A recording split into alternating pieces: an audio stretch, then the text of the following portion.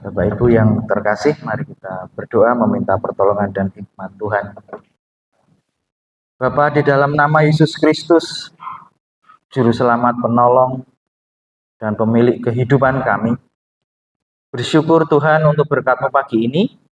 Mengizinkan kami dengan kekuatan yang baru, dengan semangat yang baru, kami ingin menikmati, kami haus dan lapar akan firman-Mu sebagai kekuatan bagi iman dan jiwa kami. Roh Kudus, bekerjalah penuh atas kami saat ini. Ruangan ini, gereja ini, gedung ini dibentengi dengan kuasa Roh Kudus. Darah Yesus yang melindungi kami, seluruh jemaat yang hadir. Ruangan ini kami serahkan penuh dengan kuasa Roh Kudus. Kami memerlukan Engkau Tuhan untuk memberi kami hikmat pengetahuan. Untuk menikmati firman ini, kami akan siap menerima. Dan hamba-Mu yang lemah dan terbatas ini, Tuhan, ini bukan tentang hamba-Mu yang bodoh, tetapi ini tentang Engkau, tentang firman Allah yang kudus. Berbicaralah penuh atas kami siap mendengarkan. Di dalam nama Yesus Kristus, kami berdoa. Amin. Bapak Ibu, selamat pagi. Sehat sedaya nggih? Ya, amin, puji Tuhan, kita diberikan kekuatan, diberikan berkat yang baru di pagi hari ini. Baiklah, kita akan membaca firman Tuhan pagi ini dari bacaan 1 Yohanes 4. Silakan yang membawa Alkitab bisa dibuka 1 Yohanes 4 ayat 7 sampai dengan yang ke-21. 1 Yohanes 4 ayat 7 sampai ke-21 saya akan bacakan untuk Bapak Ibu sekalian. Allah adalah kasih. Saudara-saudaraku yang kekasih, marilah kita saling mengasihi, sebab kasih itu berasal dari Allah. Dan setiap orang yang mengasihi lahir dari Allah dan mengenal Allah. Barang siapa tidak mengasihi, ia tidak mengenal Allah, sebab Allah adalah kasih. Dalam hal inilah kasih Allah dinyatakan di tengah-tengah kita, yaitu bahwa Allah telah mengutus anaknya yang tunggal ke dalam dunia, supaya kita hidup olehnya. Inilah kasih itu.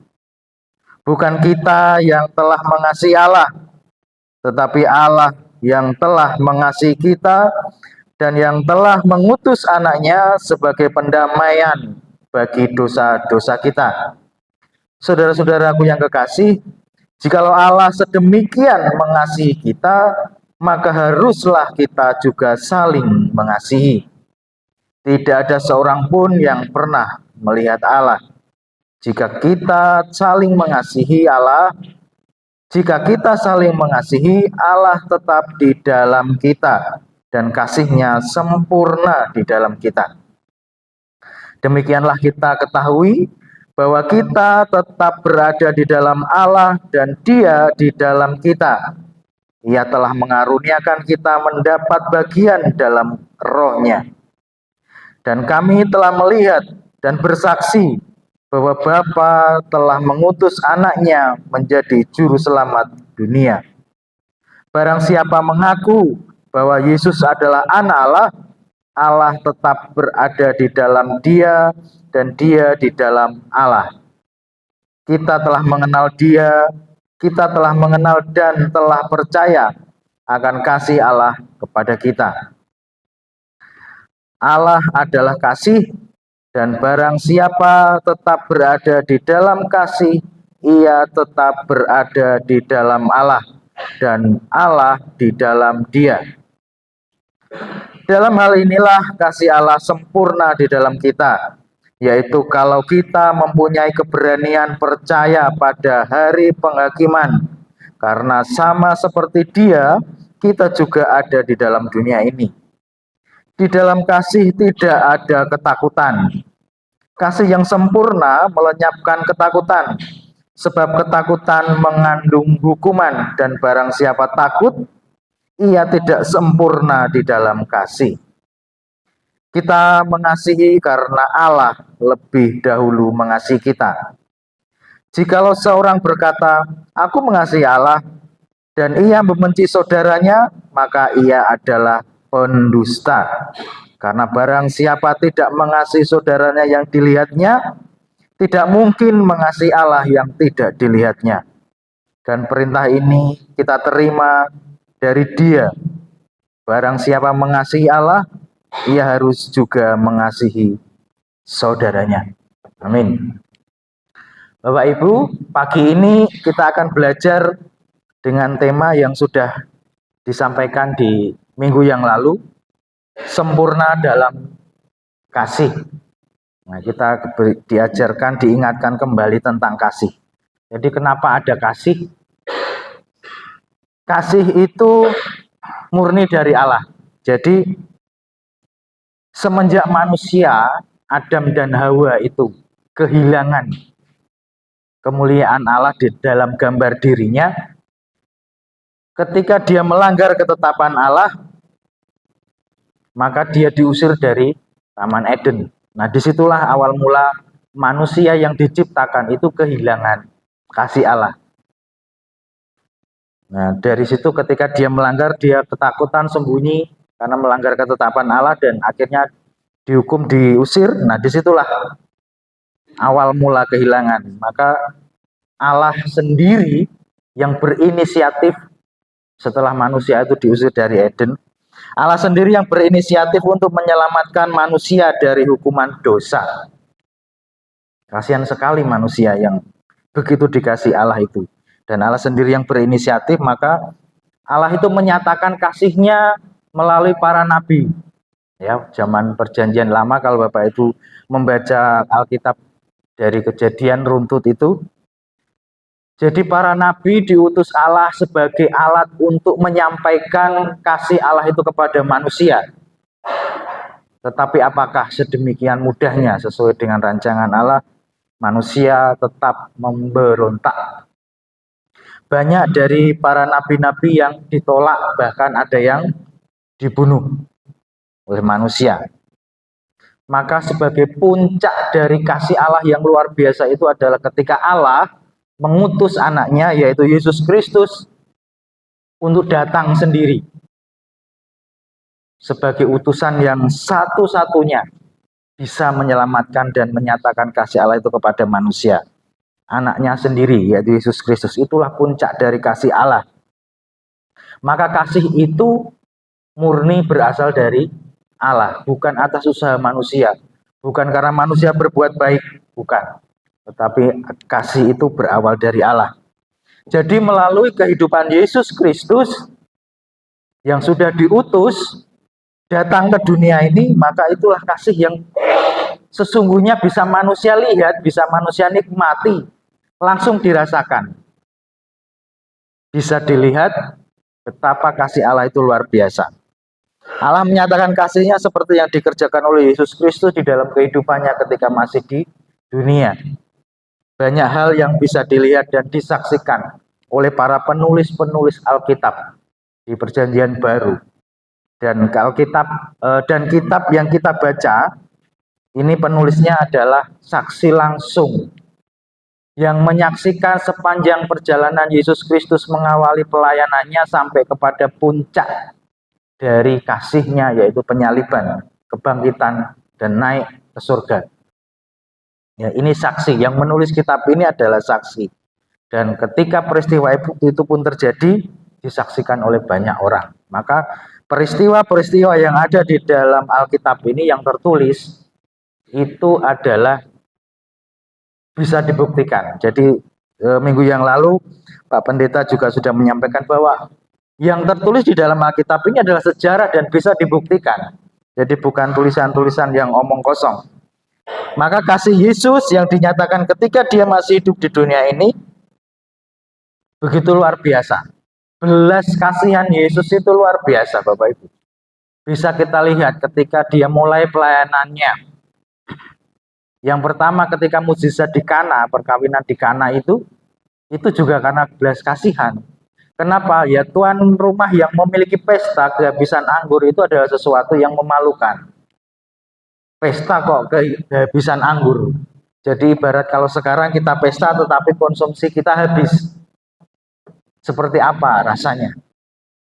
Bapak Ibu, kalau kita punya acara mengundang orang, tamu, tetapi kita kehabisan konsumsi yang akan disajikan, maka itu adalah sesuatu yang membuat kita malu, membuat kita merasa dicemooh orang, karena tidak siap dengan pesta.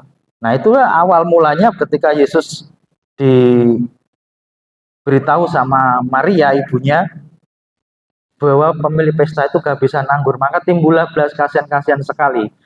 Tamunya banyak, maka disitulah terjadi mukjizat pertama, air menjadi anggur.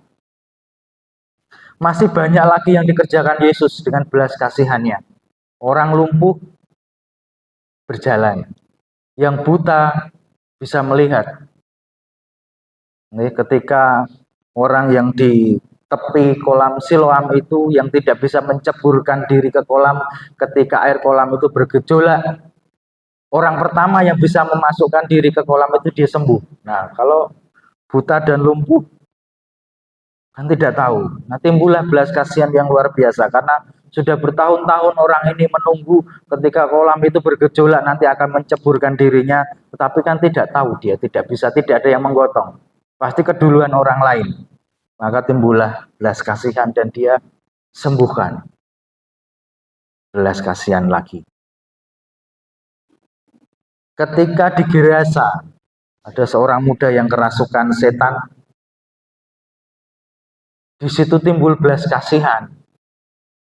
Setannya diusir, kemudian masuk ke dalam kawanan babi. Satu orang, satu jiwa sangat berharga di mata Tuhan. Timbullah belas kasihan lagi. Maka direlakan. Itu silakan pergi kepada kawanan babi dan akhirnya menceburkan ke dalam laut. Itu belas kasihan Yesus yang luar biasa. Mengusir setan, bahkan yang mati dihidupkan. Anak pemimpin rumah ibadat adalah Lazarus. Itu karena belas kasihan dan ia ingin menyatakan kasih Allah itu kepada manusia langsung. Begini loh kasih Allah itu, begitu kasihnya bagi umat manusia. Maka dengarlah firman Tuhan, rasakan dan sembahlah Dia Allah satu-satunya. Itu yang akan diajarkan Tuhan Yesus pada waktu itu. Belas kasihannya luar biasa. Ketika dia melihat 5.000 orang sudah petang, belum makan, maka itulah timbul belas kasih yang luar biasa. Murid-murid dipanggil, kamu punya apa? Ini tanggung jawab untuk memberi mereka makan. Hanya ada 5 roti dan 2 ikan. Nah, itulah belas kasihan. Mereka butuh makan, mereka harus diopeni. Disitulah mujizat juga dikerjakan Tuhan Yesus luar biasa. Memberi makan 5.000 orang laki-laki, belum yang perempuan dan anak-anak. Itulah kasih yang sudah dinyatakan dan disaksikan oleh penulis kitab ini. Dan ini diajarkan kepada kita di pagi hari ini, bahwa kasih itu melenyapkan ketakutan. Mengasihi sesama itu wujud kasih Allah yang sudah dinyatakan kepada kita, kemudian kita bersyukur dan mengasihi sesama kita. Itu wujud syukur kita kepada Allah. Maka kita akan belajar di sini. Kasih itu melenyapkan ketakutan. Jadi saat manusia jatuh ke dalam dosa itu dia takut dihukum, dia akan diusir. Nah, itulah awal ketakutannya manusia. Jadi dia kehilangan kasih. Kenapa bisa begitu? Hal itu terjadi sampai hari ini. Ya karena iblis bekerja. Awal mula ketakutan manusia ketika dia melanggar ketetapan Allah, kemudian sembunyi dari Allah, tidak berani ketemu Allah, karena dia bersalah, berdosa. Kenapa? Karena iblis memutarbalikkan firman. Dan hal itu terjadi sampai hari ini. Banyak orang yang ketakutan, banyak orang yang merasa ditolak, banyak orang merasa tidak dihargai, banyak orang merasa dibodohi. Karena apa? Iblis masih bekerja. Bekerja giat sekali Bapak Ibu. Kita bisa istirahat, tapi iblis 24 jam tidak istirahat. Bekerja, mencari celah di mana dia bisa masuk ke dalam kehidupan manusia. Kenapa? Dia selalu mengintimidasi dan membohongi. memutarbalikkan firman sehingga orang itu tidak percaya, sehingga orang tetap berada di dalam ketakutan dan ikatan-ikatan dosa. Nah, ini yang harus kita sadari. Jadi ketakutan itu menimbulkan hukuman. Kita masih takut, kita tertolak, kita tidak dihargai, kita merasa jauh tidak diterima oleh Tuhan. Tuhan di mana ya? Saya seperti ini, saya sudah berseru tetapi tidak didengarkan, tidak dijawab. Nah, itu hal-hal yang iblis bekerja. Oh, ini ada celah, saya akan masuk. Tuhanmu itu tidak seperti itu. Dia akan memutarbalikkan firman.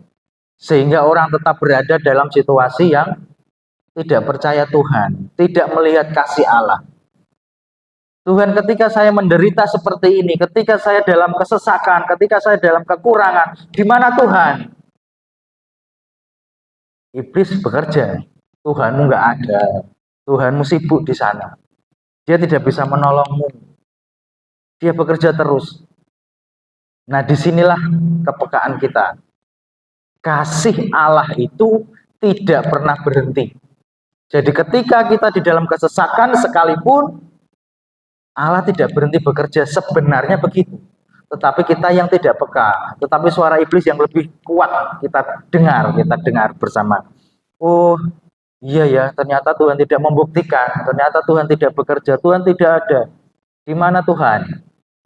Nah, iblis di situ bekerja. Maka manusia tetap di dalam ikatan-ikatan ketakutan, merasa tertolak, merasa tidak dihargai, dan iblis terus mengintimidasi.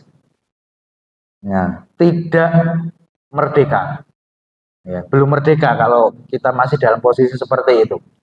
Bapak Ibu, di dalam kasih Tuhan tidak ada ketakutan. Itu sebabnya barang siapa takut dia tidak sempurna dalam kasih. Ya, tadi kita baca bersama bahwa ketika kita memiliki kasih, Allah itu tinggal di dalam kita di dalam Allah, maka kasih kita itu sempurna. Kasih itu tidak ada ketakutan. Di dalam Tuhan tidak ada ketakutan, maka barang siapa hidup tetap di dalam ketakutan, ia tidak memiliki kasih. Ya, kasih itu tidak takut. Karena dengan kasih itu berarti kita merdeka. Jadi Adam dan Hawa sebelum mereka jatuh ke dalam dosa, pada awalnya mereka itu ketakutan, tetapi ketika Yesus datang dan memerdekakan kita, maka ketakutan itu tidak ada. Kasih Allah itu kita terima selama kita mengenal Allah. Kita sudah merdeka. Karena apa? Kita sudah ditebus lunas. Bapak itu harus ingat itu. Kita itu sudah ditebus lunas, gratis, nggak ganti apa-apa. Ya, jadi percayalah, jangan takut lagi. Jadi kalau di luar sana orang masih tidak yakin bahwa bahkan tidak tahu nanti mendapat bagian dari surga atau tidak. Kita sebagai orang percaya harus yakin. Saya sudah dibayar lunas. Yakin. Saya mendapat bagian dari kerajaan surga. Itu kuncinya. Sudah dilunasi kok.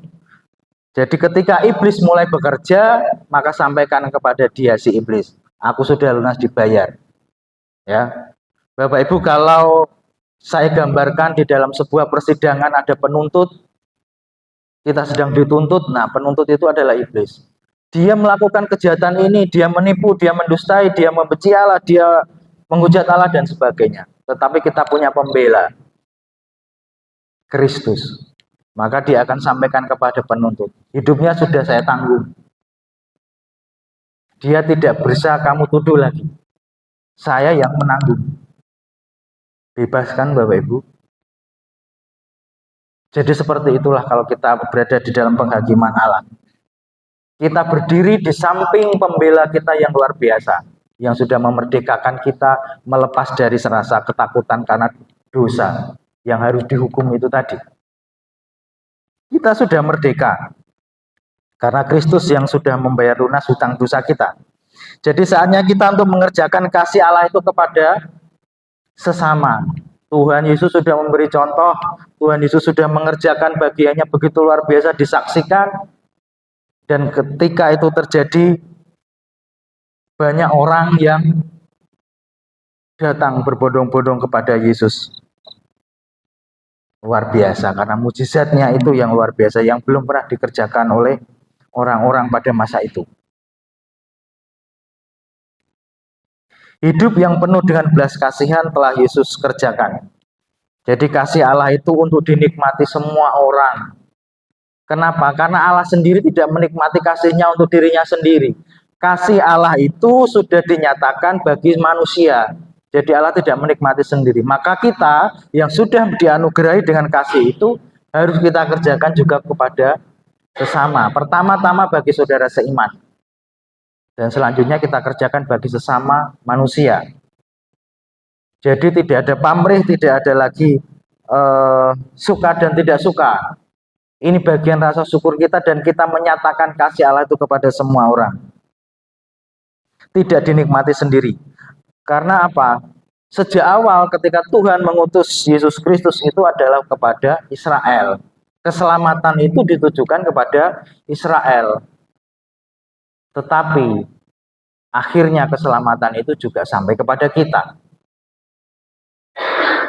Maka kita pun harus mengerjakan itu. Keselamatan itu juga harus kita sampaikan kepada semua orang. Kasih itu harus kita nyatakan kepada semua orang, tidak hanya satu iman. Ya, jadi ketika Tuhan mengasihi itu akhirnya tidak hanya bagi orang Israel. Keselamatan itu akhirnya ditujukan, diundangkan kepada semua orang. Maka itu pun harus kita kerjakan sekarang, tidak hanya bagi saudara seiman. Memang pertama-tama kita akan kerjakan itu bagi orang seiman, tetapi selanjutnya kita harus mengerjakan bagi semua orang.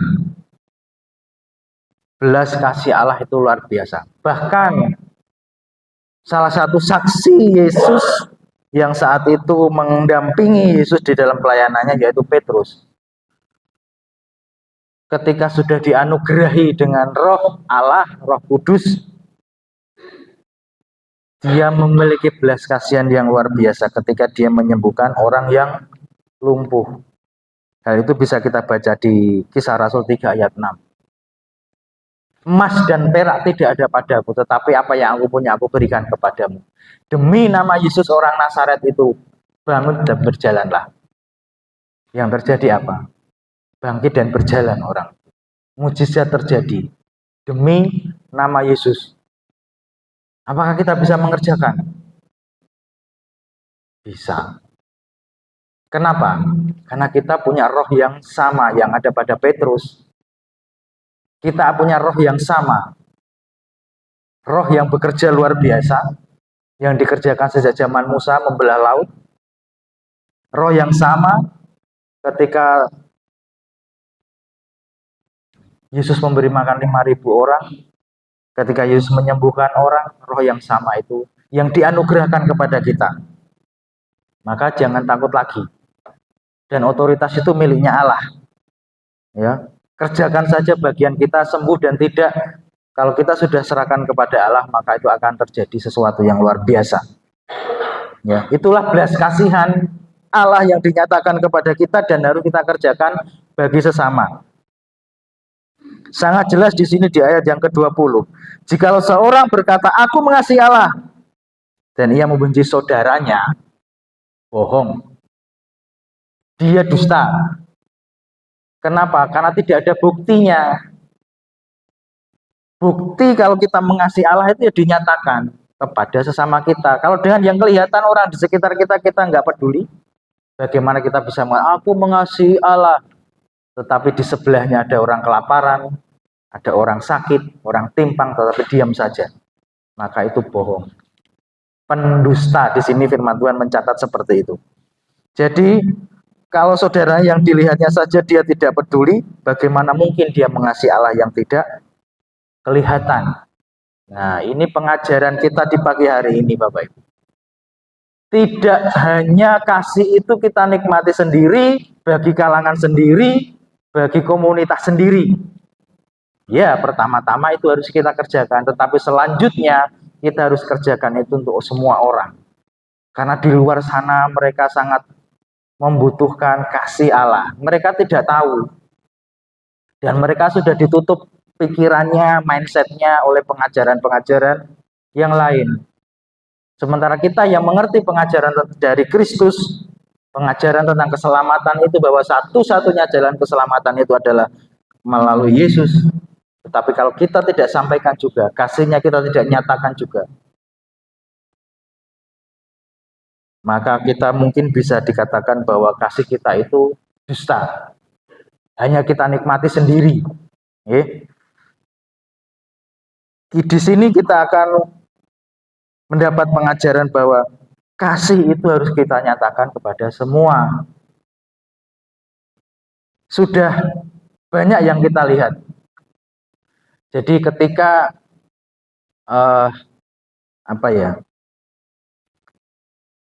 melihat saja.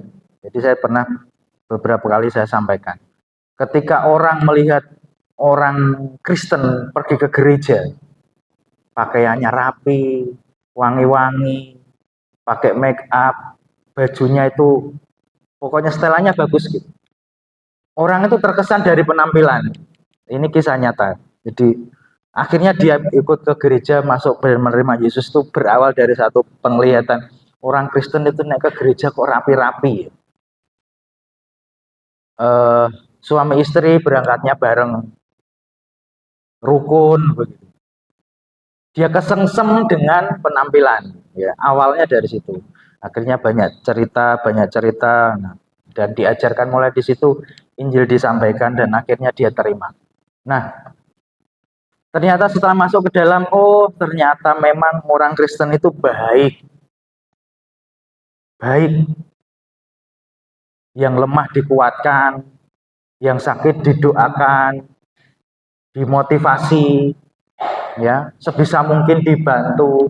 Karena di daerah kami waktu itu memang banyak yang dapat bantuan untuk pendidikan, ya, di gereja, dari gereja maksudnya. Tidak banyak, tetapi itu dikerjakan.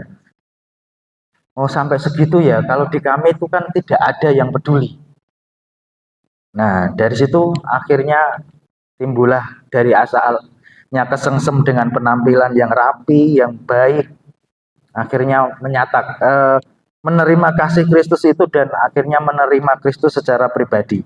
Nah, itu partisipasi yang luar biasa yang digerakkan oleh para jemaat waktu itu kepada orang yang di luar sana tidak percaya Kristus dan belum tahu, bukan karena tahu tapi tidak percaya, tapi benar-benar tidak tahu dan tidak percaya. Maka dari situ timbullah belas kasihan dari banyak orang itu kepada semua yang membutuhkan bantuan, membutuhkan pertolongan, membutuhkan dukungan, motivasi. Kasih Allah dinyatakan di situ dan banyak orang yang datang. Waktu itu saya masih kecil waktu itu. Nah, di sini pun saya melihatnya luar biasa. Komunitas kita, gereja, jemaat di sini juga sudah luar biasa. Kita sudah berpartisipasi banyak. Gereja mewakili dari pribadi-pribadi warga jemaat. Sudah berdampak bagi lingkungan. Bapak Ibu perlu tahu juga bahwa kita sudah sangat welcome kepada partisipasi di tingkat lingkungan. Ketika ada bencana melalui desa, maka gereja ini sebagai simbol dari keberadaan jemaat. Masing-masing jemaat ini jadi satu wadah, satu bendera, yaitu GITJ Ploso. Juga berpartisipasi. Nah, disitulah dinyatakan kasih kita itu kepada sesama. Mereka akan tidak langsung menerima, ini dari Kristen. Tidak, tetapi mereka akan melihat, gereja. Di situ ada gereja, berarti di situ ada orang Kristen. Dan disitulah kebaikan kita terpancar. Ya, partisipasi kita banyak ternyata. Dan itu juga salah satu bukti partisipasi dari setiap jemaat. Menangani bencana juga sudah kita kerjakan. Luar biasa respon kita. Itu bukti bahwa jemaat di sini kasihnya sudah luar biasa. Tetapi apakah berhenti di situ? Tidak. Kita harus kerjakan terus Bapak Ibu. Karena itu rasa syukur kita kepada Allah. Kasih Allah itu harus kita nyatakan. Kita jangan menjadi kelompok yang eksklusif, tidak tersentuh oleh masyarakat. Hanya bisa dilihat, itu bagus, itu indah, tetapi tidak bisa disentuh, tidak bisa dirasakan. Maka itu sama seperti di ayat yang ke-20 tadi. mengatakan aku mengasihi Allah tetapi tidak memiliki dampak, tidak ada buktinya, maka kasih kita adalah kasih yang bohong. Kita harus tetap bersentuhan dengan sekitar, menyatakan dengan sekitar bahwa kasih Allah yang mula-mula yang dari inisiatif Allah itu yang sudah kita terima, kita sampaikan kepada sesama. Kita bersentuhan dengan masyarakat dengan tidak anti. Ya, jangan sampai kita anti dengan masyarakat di luar. Kita hidup di bumi ini untuk menyampaikan kepada semua orang melalui jalan apapun. Celah-celah sedikit apapun kita bisa kerjakan untuk menyampaikan kasih itu. Tidak harus kita bandrol dengan kasih Kristus, karena mereka kalau dengar kata Yesus Kristus itu sudah ketakutan.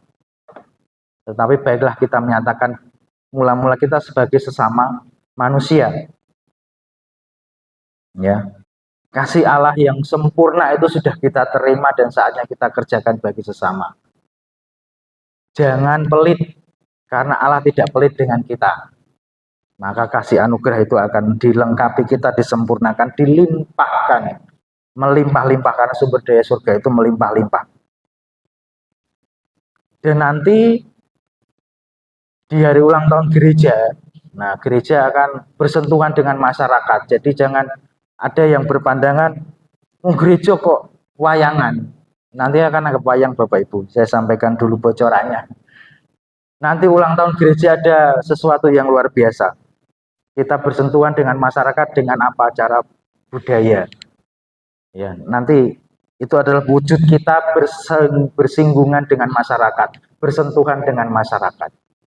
Ya, kalau tahun lalu kita menyediakan lapangan di depan itu badminton untuk 17-an, itu respon di mereka sudah luar biasa dengan gereja di pelosok ini.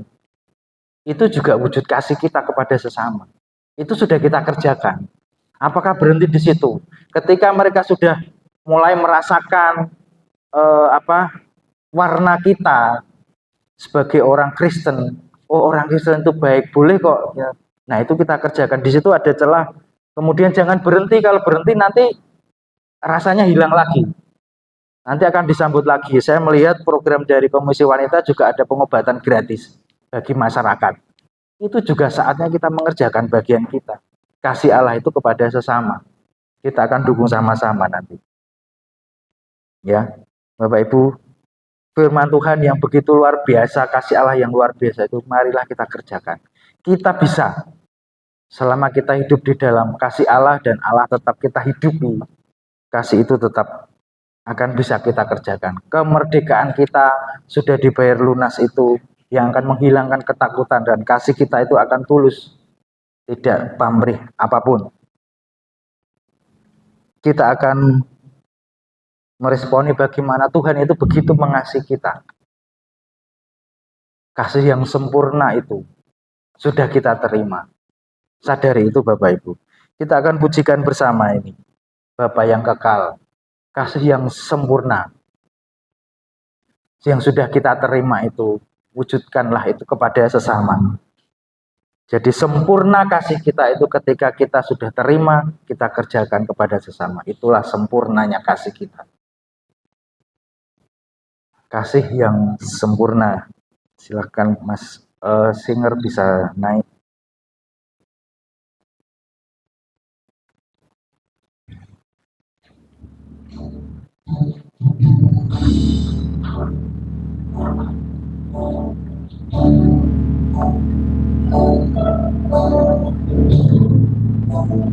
Sejenak kita mengingat betapa kasih Allah itu sempurna telah dikerjakan bagi kita. Saatnya kita akan mengerjakan, kita akan menikmati kasih Allah terus setiap hari. Betapa besar kasihnya Allah.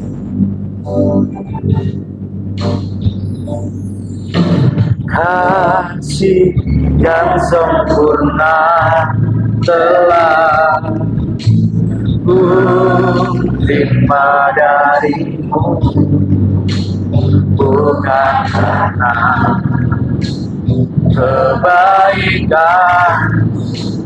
hanya oleh kasih karunia Berikan aku layak dapat memanggilmu Bapa kami yang ku cinta. Saat ku mencari mendapatkan, ku ketuk pintu dan kau bukakan. Sebab kau Bapa yang kekal. Takkan kau biarkan aku melangkahnya sendirian. Kau selalu ada bahagiku. Sebab kau Bapa yang kekal. Kasih yang sempurna itu telah dinyatakan Allah. Kasih yang sempurna telah ku terima darimu.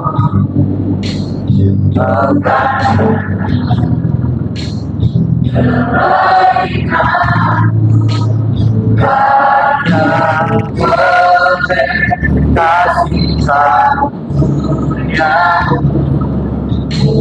yang berikan aku layak dalam memanggilmu Bapa kami yang ku minta. Saat ku mencari ku mendapatkan, ku ketuk pintu dan kau bukakan. Sebab kau Bapa yang kekal. Takkan kau biarkan aku melangkahnya sendirian. Selalu ada bahagiku. Sebab kau Bapa yang kekal. Bapa yang kekal, Bapa yang baik, Bapa yang selalu ada bagi kami. Ketika kami mengetuk pintu, di situ kau bukakan bagi kami. Bapa, Engkau begitu mengasihi kami, Kau selalu ada bagi kami. Kami ingin menikmati hadir-Mu dalam setiap kehidupan kami. Dan kami meminta belas kasihan-Mu Tuhan bagi kehidupan kami. Kami ingin menikmati kasih-Mu yang lebih. Kalau saat ini banyak jemaat yang mungkin datang dengan lemah tubuh, dengan kesesakan, dengan pergumulan, Allah akan menyatakan kebaikannya bagi kita saat ini. Letakkan tangan Bapak Ibu di tempat yang sakit, Tuhan akan pulihkan saat ini. Bapa, kami memohon belas kasih-Mu bagi kami. Engkau yang sanggup memulihkan kami. Kau sendiri yang sudah berfirman, ketika kami mengetuk pintu, maka Engkau membukakan bagi kami. Ketika kami mencari, kami akan mendapatkan. Karena Kristus begitu ajaib bagi kami.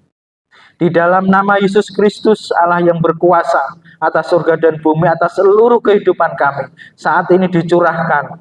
Pemulihan terjadi bagi setiap jemaat Tuhan di pagi hari ini. Jemaat yang sedang lemah tubuh, dalam kesesakan, dalam pergumulan, dalam sakit penyakit. Percayalah Allah sanggup memulihkan. Saat ini juga aku berkatakan di dalam nama Yesus Kristus, segala sakit penyakit, segala pergumulan, segala keluh kesah kami disembuhkan saat ini juga di dalam nama Yesus yang telah bangkit dari kematian dan naik ke surga. Segala sakit penyakit, aku berkatakan, Engkau pergi dari setiap kehidupan jemaat Tuhan saat ini. Engkau tidak layak bagi kami. Karena Yesus sudah membayar lunas kami. Bilur-bilurnya di atas kayu salib itulah yang menyembuhkan kami. Membayar lunas semua kutuk dosa kami. Pergi, aku mengikat segala kuasamu, aku mematahkan segala kuasamu di dalam nama Yesus Kristus. Berkat tercurah, damai sejahtera tercurah saat ini di dalam nama Yesus Kristus. Bapak, Engkau baik. Engkau sangat baik. Bahkan ketika kami tidak melihat Engkau, sebenarnya Engkau ada memeluk kami. Sebenarnya Engkau ada di samping kami, menggendong kami. Ampuni kami Tuhan. Semua dosa dan pelanggaran kami, ketidakpekaan kami terhadap kasih. Sesungguhnya bukan Allah tidak ada, tidak menolong. Tetapi karena dosa kami, menutup mata batin kami melihat kasih-Mu bagi kami. Ampuni kami Tuhan. Dan tercurah saat ini dari surga kebaikan yang melimpah-limpah. Kesembuhan terjadi, pemulihan terjadi. Dengan cara yang ajaib Tuhan akan menolong, menyembuhkan, memulihkan semuanya. Aku berkatakan kami bersama-sama berdoa di dalam nama Yesus Kristus. Semua disembuhkan, dipulihkan dalam nama Yesus. Terima kasih. Terima kasih Tuhan. Terima kasih untuk kebaikan, untuk firman-Mu. Hamba-Mu yang lemah dan bodoh sudah berhenti berbicara. Roh Kudus Engkau yang akan sempurnakan bagi setiap kami. Firman-Mu itu, kasih-Mu itu bagi kami. Kami percayakan hidup kami sepenuhnya di dalam kuasa dan naungan Yesus Kristus yang ajaib. Haleluya. Dan kami akan terus naikkan doa kami sebagaimana Engkau mengajarkan kami doa Bapa kami. Kita akan ucapkan bersama-sama doa Bapa kami. Bapa kami yang di surga, dikuduskanlah nama-Mu, datanglah kerajaan-Mu, jadilah kehendak-Mu di bumi seperti di surga. Berikanlah kami pada hari ini makanan kami yang sesungguhnya. Dan ampunilah kami akan kesalahan kami, seperti kami juga mengampuni orang yang bersalah kepada kami. Dan janganlah membawa kami ke dalam pencobaan, tetapi lepaskanlah kami daripada yang jahat. Karena Engkaulah yang punya kerajaan, dan kuasa, dan kemuliaan, sampai selama-lamanya. Amin. Terima kasih, Tuhan memberkati kita semua. Waktu selanjutnya saya serahkan kepada pemimpin ibadah.